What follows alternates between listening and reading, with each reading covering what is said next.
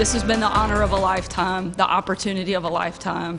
I couldn't be prouder to have had the opportunity to serve my country and particularly to work for this president.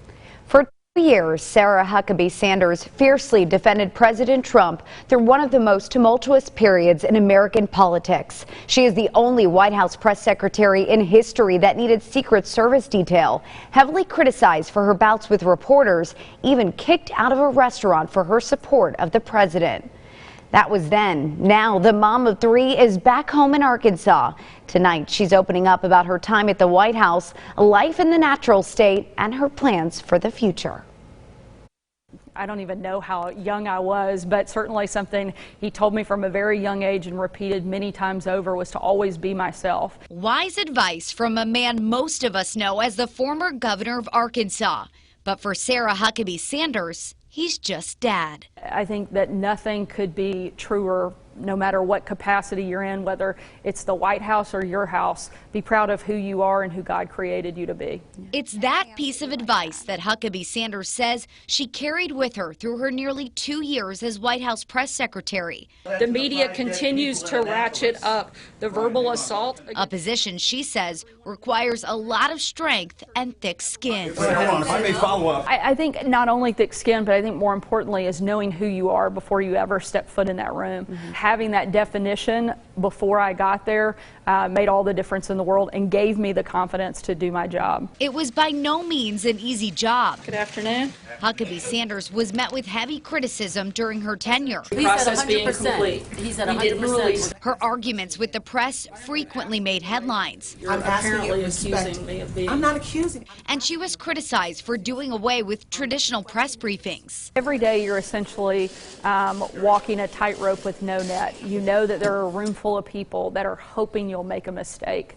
And they're trying to push you to make those mistakes most of the time. She says by far her most difficult moment on the job had nothing to do with the president. Instead, addressing America on one of our darkest days. The memory of those who displayed the ultimate expression of love in the midst of an unimaginable act of hate will never fade. Knowing that there were no words I could offer that could bring comfort to those families or fix the horrific tragedy that had happened, but knowing that there was a responsibility to offer something to the American people was something that weighed on me a lot and certainly was one of the more difficult moments I ever had in that job. A little more than a year since leaving her post, the mom of 3 has settled back into a new life in her home state with her family.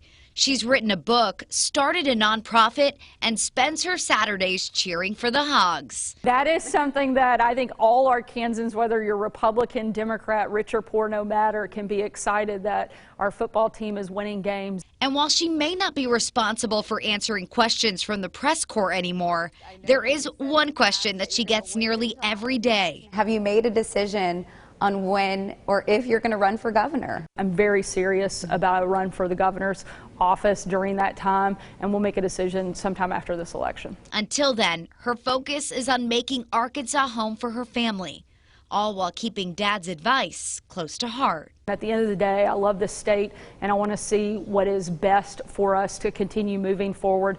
And if I feel like I'm the person that can help do that and feel like that's the plan that God has for me and my family, then we'll make that decision. But no matter what, we will always be committed to helping Arkansas and serving in some capacity.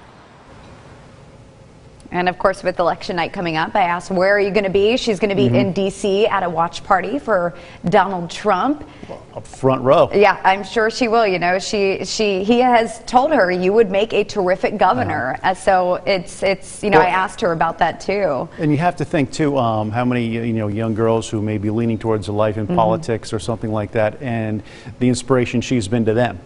Day in, day out, you know, this girl from Arkansas getting up there and handling the White House press corps the way she did.